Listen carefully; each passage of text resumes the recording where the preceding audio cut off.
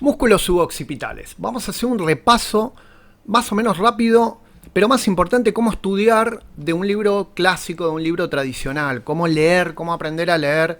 De eso básicamente se trata este video, porque esto lo pueden encontrar en cualquier lado. Entonces vamos a hacer algunas propuestas con algunos músculos súper básicos y ver cómo los podemos estudiar de una manera más fácil. Bueno, musculatura suboccipital ya te está diciendo que estás por debajo del occipital, suboccipital. Es un grupo de 4 músculos, una musculatura profunda, muy importante, sobre todo para censar los movimientos del cráneo. Movimientos que se contracturan muy fácil y que se alteran ante el mínimo problema.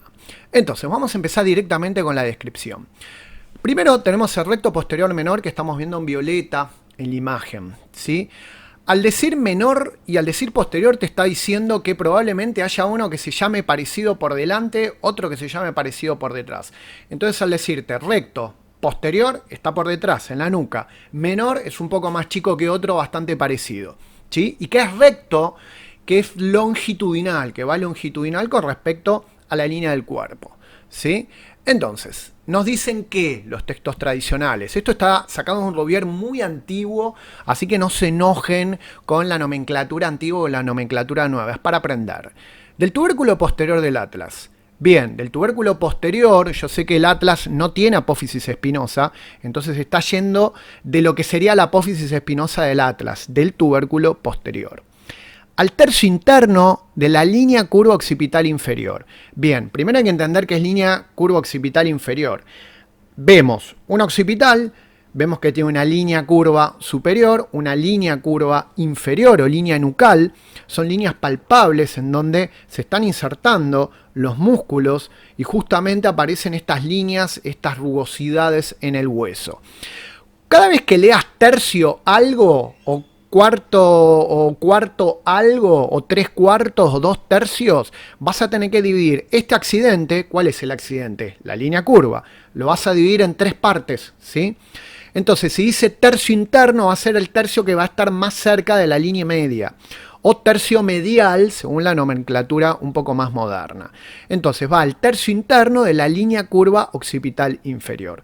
Siempre cuando estudies algo, empezá de lo general a lo particular. ¿De dónde va esto? Del atlas al occipital. Perfecto. ¿De dónde del atlas? Del tubérculo posterior del atlas. ¿A dónde del occipital? A la línea curva. Perfecto. ¿A dónde de la línea curva? Al tercio interno de la línea curva. ¿Sí? Esa básicamente es la idea de este video. Segundo, recto posterior mayor. Recto posterior mayor va de la fosa lateral de la apófisis espinosa del axis. Ahí es donde uno se pierde, porque tendría que haber dicho, che, esto va del axis, va del DC2, de la segunda vértebra. Más específicamente en su apófisis espinosa, más específicamente al lateral de la apófisis espinosa en una fosa. ¿Se entiende? Porque esto confunde mucho, porque uno le fosa lateral de la apófisis espinosa y ya se perdió. Entonces, habría que ir de lo general, de la segunda vértebra, de la apófisis espinosa, un poquito al costado en una fosa. Fin, clarísimo. A la línea curva inferior del occipital e impresión rugosa subyacente. Bueno, línea curva inferior del occipital ya la tenemos ubicada y lo vemos en el dibujo. E impresión rugosa subyacente. Se forma en el hueso, deja una impresión en el hueso, que es donde se está insertando el músculo. Subyacente, que está por debajo. Suprayacente, que está por arriba. Y fin, súper claro. Bien. Oblicuo mayor, ya te está diciendo la disposición cuando dice oblicuo, ¿sí? Oblicuo. Mayor, que es más grande que otro oblicuo que va a aparecer por esta zona. De la fosita lateral de la apófisis espinosa del axis y lámina adyacente. Vamos de nuevo. Del axis, que es la segunda vértebra cervical. De la apófisis espinosa, pero más específicamente al costado, en la fosita, al costado lateral y en la lámina que le sigue. Si yo tengo la apófisis espinosa y tengo la lámina, ¿sí?, que es la lámina posterior de la vértebra, lo voy a tener en la fosita lateral y en la lámina adyacente, que está al lado, que está rodeando, que está al costado.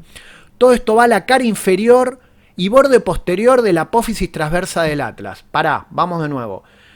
Esto va del axis al atlas. Perfecto, ya lo tengo ubicado y lo veo ahí en el dibujo.